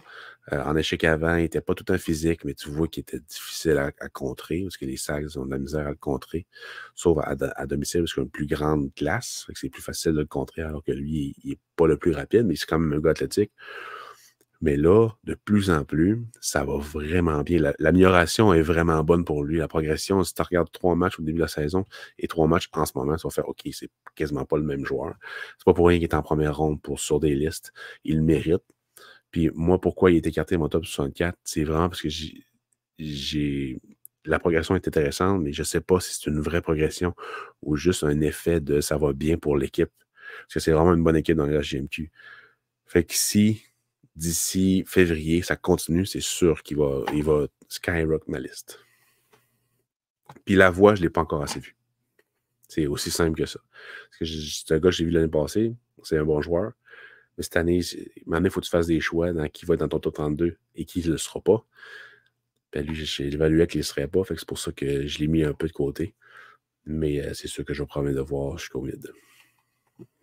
Ouais, j'étais un peu dans ce bateau-là. Là, on en a souvent parlé. La LAGMQ pour la première ronde, ce sera pas vraiment la meilleure cohorte. Fait que, disons que pour le prélim, je me suis vraiment concentré sur d'autres joueurs que la LAGMQ. Mais assurément qu'au mid, il faut que je revoie. Alexandre Blais, je l'avais regardé l'année passée, puis il m'avait plu quand même avant sa blessure. Fait que j'ai hâte de le revoir. Mais tu sais, Thomas Lavoie, Raoul Boilard et Jules Poirier. Ben, Jules Poirier, je l'ai vu au Linka, là, par exemple. Puis tu sais, son simple jeu au Linka m'a pas persuadé de Non, non, non. pousser pour l'instant, tu sais. Parce qu'à un moment donné, pour le mid, il faut ajouter des joueurs. Tu sais, moi, je veux faire encore cette année un top 50. Fait que tu sais, est-ce que ces gars-là peuvent se tailler un poste entre 33 et 50? Possiblement. Fait que, tu sais, je vais assurément les revoir pour le mid puis pour le final. Mais pour le prélim, c'est pas des gars que j'ai regardé. La GMQ va vraiment, tu sais, j'en parlais avec Kevin, va vraiment falloir que j'aille au rempart quand que ces gars-là vont passer. Puis que j'aille Ouais. vraiment me faire un œil sur place pour. Il passe souvent, nous autres, ouais, parce que c'est Sax, c'est mon équipe. Mais je pense qu'il joue 10 fois contre eux autres cette année. Fait que, tu sais, pas le choix de passer souvent aux Sags. S'il passe à 7h30, c'est sûr que je suis là. Fait que, de ce temps-ci, il joue pas souvent à 7h30 à Chicoutimi. Fait que c'est sûr que là, c'est plus difficile d'aller au match. Mais il y en a un la semaine prochaine, c'est sûr, j'y vais. À la fin Ben, de la grève, là. Écoute, je viens de voir que début février, les Remparts jouent un back-to-back contre les Dracars. Contre le Dracar. Ouais, exact. Fait que le 2 et le 3 février, je vais probablement aller me faire une petite tête sur Raoul Boilard pour le mid. Mais Good. je me contenterai pas de ces deux matchs-là, mais au moins, C'est ça. au moins deux matchs en présentiel, ça aide quand même pas mal. Ouais, puis tu vas voir, puis tu sais, Boilard, il n'y a pas grand-chose à se reprocher, là. Poirier, des fois, il va être un peu frustré, mais pas nécessairement envers les arbitres ou envers ses coéquipiers, c'est plus envers lui. Puis Boilard, je vois jamais rien de trop, rien de moins. Tu sais, c'est tout le temps quelqu'un qui est sharp, là. Fait que je peux comprendre que les recruteurs l'aiment beaucoup. De ce que je comprends, c'est que Boilard, t'as comme le profil hockey professionnel, puis Poirier, c'est plus une question d'upside. Genre, on Juste le swing gars for que tu vas prendre defense. loin, c'est le gars que tu vas prendre en 5e ronde parce que il produit, là, fait qu'on va le prendre là, mais moi je ne vois vraiment pas dans mon repêchage. Là. Il y a très peu de chances qu'il aille dans mon top 64. Très peu. Je me rappelle au Linka, il m'avait surpris pour son tir. Son Je tir pense que incroyable. Là. c'est ça, je pense que c'est pas mal son habileté, mais est-ce qu'elle est élite au point de se percer dans le top 32 pour Justin Poirier? Je sais pas. Est-ce qu'il est meilleur que Dumais? Non. Mettons, là, à Dumais, il a été pris en 3e ronde. Est-ce que Poirier est meilleur que Dumais? Non. Fait que, pourquoi je le prendrais en 3e ronde? Fait que il tombe plus loin que ça, même s'il a une qualité élite. Puis il est petit, fait que non. Alright. Merci Pascal pour le partage de tes observations. Merci aux gens sur Patreon d'avoir été présents pour cet épisode en direct. On rappelle à ceux qui écoutent à la maison sur les différentes plateformes publiques que vous pouvez nous rejoindre sur Patreon pour du contenu exclusif au TSLH Espoir, des rapports de match exclusifs, des vidéos d'observation en temps réel qu'on va reprendre assurément prochainement, maintenant que nos listes sont sorties. Fait qu'on, je pense qu'on a à peu près, j'ai fait le calcul, Pascal, j'ai fait un post là-dessus, mais je me rappelle pas du chiffre exact. Je pense que c'est 89 Game Report de produits en 3 mois. Fait que on continue, on aime ça. Yes. Merci aux gens qui embarquent dans le projet. Et sur ce, ben, prochain épisode, dans le fond, ça va être un épisode sur le Rocket. Donc, on va avoir Jess avec nous pour nous parler des espoirs du Canadien chez le Rocket. On va parler des circonstances à l'interne un peu. Ça va pas très bien, là, honnêtement, chez le Rocket. Est-ce que le poste de GF Hull est en danger? L'arrivée d'Arbor Jackay à l'interne chez le Rocket, on va en parler également. Retour au jeu d'Emil Heinemann, Cold Streak. À Farrell. Ouais, la blessure à Farrell qui soulève un peu les questions. Là, semblerait-il à l'interne qu'on ne sait même pas sur quelle séquence il s'est blessé.